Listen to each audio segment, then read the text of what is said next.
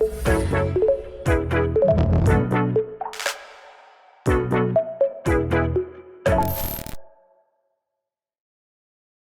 everyone, joining me today is the co-founder and CEO of AI21 Labs, Ori Goshen. Ori, great to have you here today. Great being here. Thanks for inviting me. It's actually co-founder and co-CEO. Co-CEO, that's my bad. Okay, co-founder and co-CEO. Um, in your intro, I'd love to hear, that is a structure that we've seen over the years a lot more. I would be curious to learn a little bit more about that. So why don't we kick that off? Quick background from you, and then we'll talk about AI21 Labs. But I would also love to hear in your intro why you like that structure and maybe why other companies should explore it. Right. So my background, I'm a software engineer. I started programming when I was like 5 year old. Actually, when I think the first device I had is like a black Sinclair, so really geeky. And I started programming professionally when I was in the IDF, that's the Israeli Defense Force, and then I was involved in a few startup companies, and back in 2009 I started my own company, which kind of had several pivots, and we ended up building an analytics platform for networking companies, basically a platform that helped the AT&Ts and Verizons of the world to make better optimizations of their network, get visibility to um, shaky areas, and just have the tools to really improve the customer experience. And we've been through a journey. We basically merged with another Israeli company that was in that telco analytics space, and then that company ended up being acquired by Qualcomm, and um, and then back in 2017, I was I was thinking about, okay, what's next? We've been through the mobile era, but what's going to be the next big wave? And then I found I met my partner, Yoav Shoam, who was a professor at Stanford that came back to Israel. Um, we met together. I mean, the story of how we met is it's an interesting story by itself, but we got together, and we decided to start this company. And we have a third co-founder that joined us early on, Amnon Shashua, who's also a machine learning professor and known for being the founder and CEO of Mobileye, the autonomous driving company. And so Yoav and I are co-founders and co-CEOs, and we started from day one, like this. We we we had, when you start a company and you start a journey, there are lots of uncertainty on many dimensions, but um, we felt like this is the right thing to start with. We kind of actually set the expectations for ourselves that we may change this model, but we felt that this is the right model to start with, and we ended up figuring out it's actually working very well. I think it's not for everybody. It's like I have a kind of a rough analogy. It's like pair programming. No, I mean, there are programmers or software engineers that don't like pair programming, but there are ones that actually can, accelerate the pace of building software together. So I think of it the same way, and it takes the right couple. And I think one of the main benefits is, like, the CEO job is very, very lonely. You have to make extremely tough decisions. You have a lot of decisions to make on a daily basis. So it's great to have someone with you doing the hard part, and and especially can work when it's like very like-minded people that think the same way. We actually have this. Um, we've been working with each other for many years now, so we actually have this trick where when we need to make a tough decision, will say, "Okay, I know what you're going to say," or "I know what's your opinion." We're usually right. So you started the company in 2017. Along the way, I'm sure you've had your fair share of challenges. This is a fast moving space, which brings about its own challenges in itself. Can you talk us through some of the early challenges that you faced, and maybe how you got past those, and what you foresee as kind of that next wave of challenges that are on the horizon? Right. So I think, you know, when you're so we are, a deep tech AI company. We're kind of the known for being the AI lab in Israel. Some refer to us as the Israeli Open AI. um, and so in the early days, it's you're dealing with very raw technology, and it begs the questions of how are you going to commercialize this? And there are many options, right? It's like it's uncharted territory. You're seeing a very valuable piece of technology in the form of LLMs. Like, we were training these models before they were even called LLMs. So you have this intuition that this could have tremendous value, and there are many options of how do you go to market. Are you going the B2C road? Are you going the B2B road? And so on and so forth. So we had a lot of challenges navigating through that, through these uh, moments of decisions. I mean, there were some really tough decisions, and there were, um, I think, some right decisions and wrong decisions along the way. Um, but I think we had a clear compass of where we're heading and where we believe that future technology is going to be. So that's, by the way, why we call the company AI21. It stands for AI for the 21st century. Um, but I think it became more and more challenging once the space become so dynamic, like so rapidly changing. I remember a conversation I had with one of my fellow generative AI CEOs, and he described it well. He said, like, I hope this week nothing comes out that completely changes my plans for the rest of the year. And that's the reality. I mean, things are moving so fast, and the market is shifting and changing, and it impacts the business models. It impacts what technology matters and what not. It impacts the different forces within the ecosystem. So navigating through that almost perfect storm is extremely challenging. But we have a saying in the company: in this space, you have to run to stay in place. So you just need to you need to ship things that are relevant, that are innovative, that bring a new promise to the world, so you can capture some land in this huge space.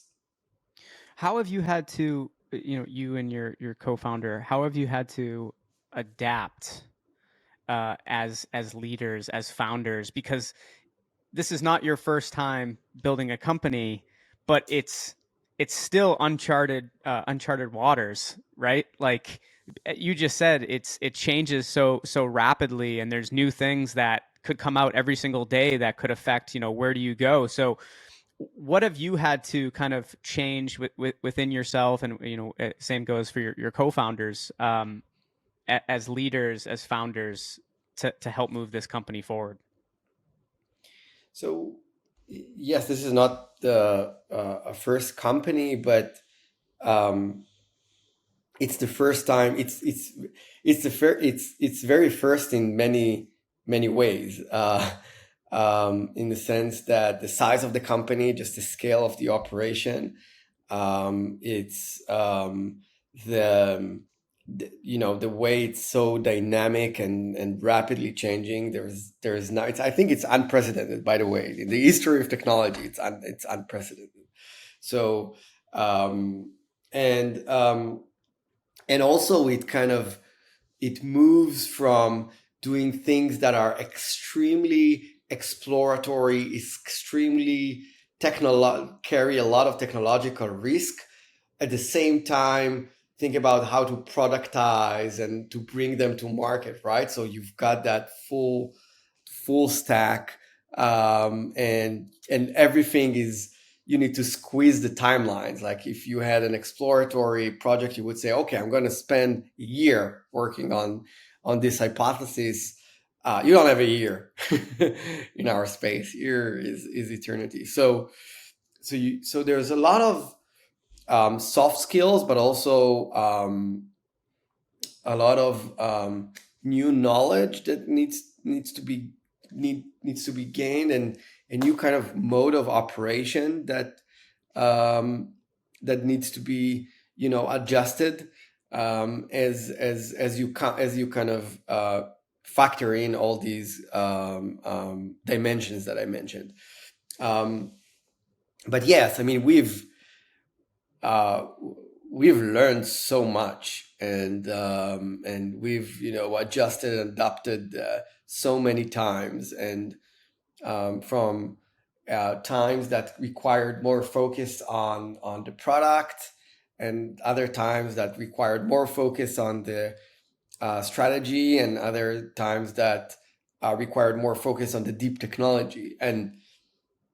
And so you have to adapt yourself constantly on a daily and a weekly basis. Talk me through the company today. What do you see as the key differentiators out there with what else is on the market? Where do you see things heading? I know it was, I think, towards the later half of last year, right, that you raised new funding too. So would love to hear how that will continue to push things forward. But let's start with the differentiators and then go from there. Right. So we're in many ways we're actually delivering on the vision of why we started the company back in 2017. Um, so we've been waiting for this moment in time since the beginning. And our belief when we started the company was that, neural nets and deep learning are necessary, but not sufficient. If you truly want to get to an era of what we all imagine as, and people called, the name agents, we prefer, autonomous systems or agentic AI systems. So when you think about reliable AI systems, deep learning would not cut it. It's not enough. You have to complement it with more symbolic, deterministic approach. That was the reason why we started the company, and I think now we're seeing that um, these models, they're getting better and better, but there is a sense. I mean, we're all feeling that there is some notion of diminishing returns. So and these models, there are some inherent limitations about the way they plug into data, about the way they reason, about the way um, they're just statistical nature. So now's the question: what's next? Now that we've gained a lot of the benefits from this approach, now the question is what's next, and we'll have some very exciting news later this year about agentic AI system space, and and so in many ways we're only at the beginning of the journey, and kind of start realizing the vision we originally came with. um, from If you look at AI21 right now, then we're still one of the builders of frontier large language models. Our latest model is a very interesting one called Jamba. Jamba stands for Joint Attention and Mamba. And it's actually the first model that introduces a real alternative to the transformer architecture that was, by the way, published back in 2017. That was, based on the paper "Attention is All You Need," that was published by Google back then. So, uh, late last year, there was a paper called Mamba that described this Mamba architecture by two researchers from CMU and UPenn, and our folks were really creatively, they found a way to basically combine or interleave these Mamba layers with transformer layers and kind of get both of best worlds of both, architectures. So Mamba has much better efficiency when handling large context windows because of its linear complexity. And Transformer has better quality, but lacks the performance benefits that the Mamba has because of its quadratic complexity. So kind of merging them together into this Jumbo architecture really created a new and very competitive model. And so we released our last version back in June. It's an instruction following version based on Jamba, and we will have very exciting news about the next versions of Jamba in the coming weeks. How? Congratulations, by the way. How frequently do you like to put out new versions? Of models. Yes. So we like to update when we have something significant from a model's perspective. Also, training the model is a pretty costly operation. So it's not like code where publishing new code is pretty cheap, right? In the whole training mechanism, it's pretty it's pretty costly and capital intensive, and that means you need to be very calculated about the way you publish and release new versions. I would say that lately we're releasing in a much higher cadence new version. Our latest version that I refer to, that was published back in June, actually shows something really cool. There's a benchmark called Ruler that NVIDIA published a few months ago, and they came up with the concept of let's not take the advertised context window length that models publishers say. Let's actually test what's the effective context length. And they came up with a test which is more sophisticated than the usual needle in a haystack kind of regular test. And they actually showed that many of the models they have a lower amount of context window than they advertised. And we showed that with the new Mamba architecture and the way we train our models, we actually keep the effective context window length as advertised, as for 256,000 tokens. And that's really important. I think people will, that's a pretty underappreciated quality in large language models right now. I think people will start to discover that when you have a large effective context window, you can do a lot of things with it. You can feed very long documents. You can feed multiple documents and have all sorts of complicated, more comprehensive questions that, let's say, compare between documents. And you also are capable of improving RAG pipelines, because you can feed much more information into the context. And if it really works, if it really counts the tokens within that context, then you have a very, very powerful, you get a very powerful AI system. So I think the concept of having a long effective context window will be measured and will be recognized in the coming months. Where do you see?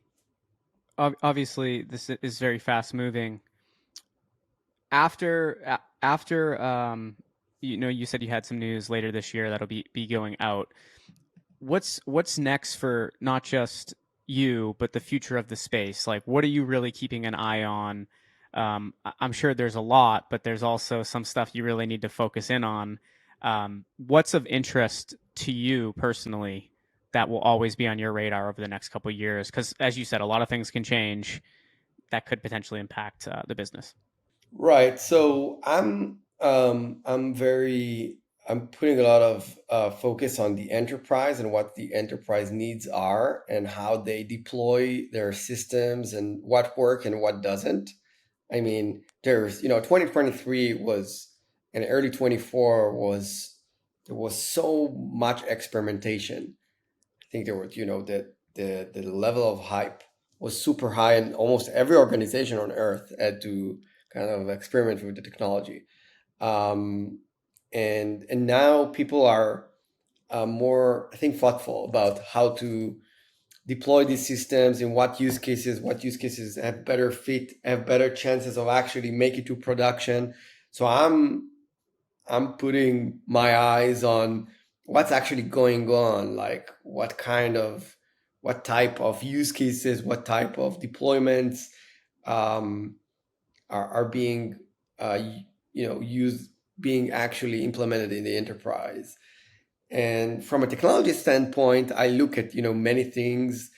Again, going beyond pure LLMs, there are many techniques out there. Like people are doing all sorts of MCTS, and um, there's the Q star rumor, and so on and so forth. I think that um, we'll see a lot of advancements in this area of going beyond LLMs, and we'll also, as I said, I'm very excited about what we have to announce later this year. What are your thoughts on the future of neuro-symbolic AI and its continued impact on the industry?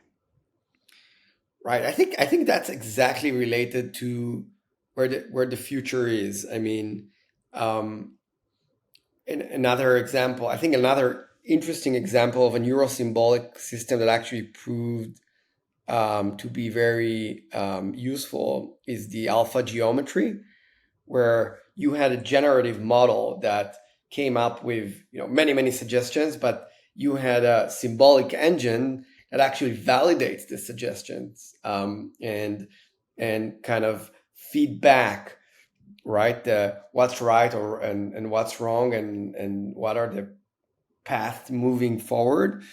I think the combination, we're seeing it in particular domains, in some cases in like toy, you can think about it as toy problems, but I suspect that we'll see more and more of these neurosymbolic systems actually applied in commercial and practical use cases. And we'll see more and more creative ideas of how to apply the symbolic part and how to combine between the two. That's the tough part, because the neural, it's like a continuous space, um, right? Very soft, and the symbolic one is very discrete and hard by definition. So it's like oil and water. How do you combine the two? I think that's the biggest question, and I would be disappointed if we don't see exciting things in the coming 2 to 3 years in that regard. How much do you worry about like a thing like regulation? Like, it seems like governments are going to want to probably stick their necks into different situations. How much of a concern is that? I mean, I'm sure there's so much that you could be concerned about that you have to have some concern for it, but you can't worry about it or you'll never get anything done. But Would love to hear your thoughts on how do you navigate that and how do you keep a pulse on that. Yeah, we definitely keep a pulse on that. We have a chief AI policy officer doing this, and we are. I wouldn't say you're very active in the space, but we are definitely following and trying to, provide our perspective in different forums.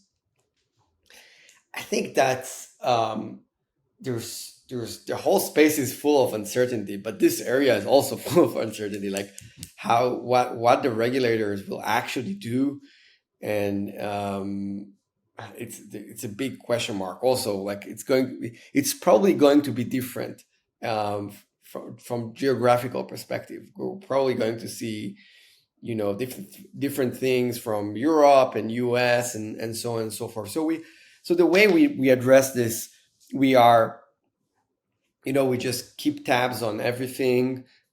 We try to kind of share our perspective and try to get enough heads up so we can navigate this thoughtfully.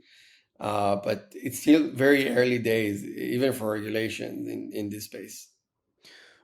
As we wrap up here, would love to just hear kind of. I have like two more quick questions. So obviously, you raised this new round of capital the end of last year.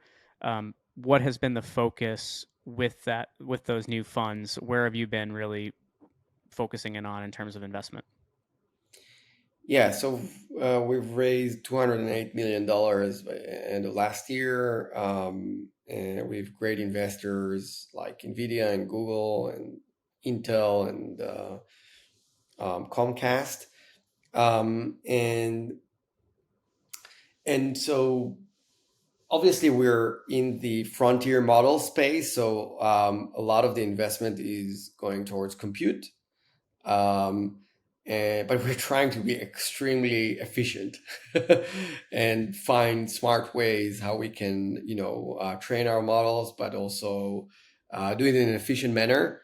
Um, and our great tech team, they're just really one of the greatest team in the world, of figuring out how to do the ablations, how to learn from ablations on a small scale so you can scale up, and when you release the large model, you actually on a path to create something that is very competitive.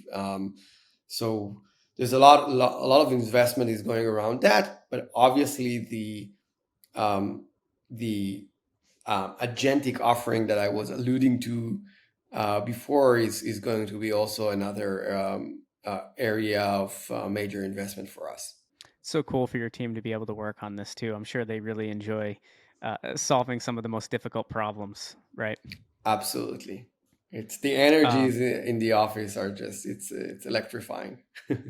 Well, I haven't met your co-founder, but your energy is awesome, and it's part of the reason I love doing these on video versus just straight up audio is I get to see your eyes light up when you answer something, and that that comes across, I'm sure, to your whole team whenever you're telling them something. They can see that spark, and I mean, you're working on something truly transformative. Kudos to on the latest investment round too. Those investors are incredible. It must be really cool to be able to bring them into the fold and have them be excited about your vision as well.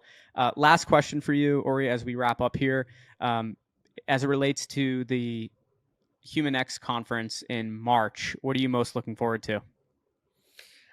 Just meeting leaders in the space and sharing perspectives. I'm sure there's so many interesting views, on where AI is heading, and I'm very excited about that, to learn more just about the greatest leaders in this space and how they think about how they view the world and where it's heading. So and I'm sure it's going to be a great conference overall. Yeah, I spoke to the founder, Stefan, of Human X the other day, and I was like, obviously in AI, there's all these challenges, but your challenge is the the topics are changing like so much. There's new information coming out. So when you're putting together this agenda and things like that, so it was funny. But hopefully, I run into you there. It'd be great to see you in person. And want to thank you once again for joining us here today. Really enjoyed our conversation. Likewise, and thanks again for having me.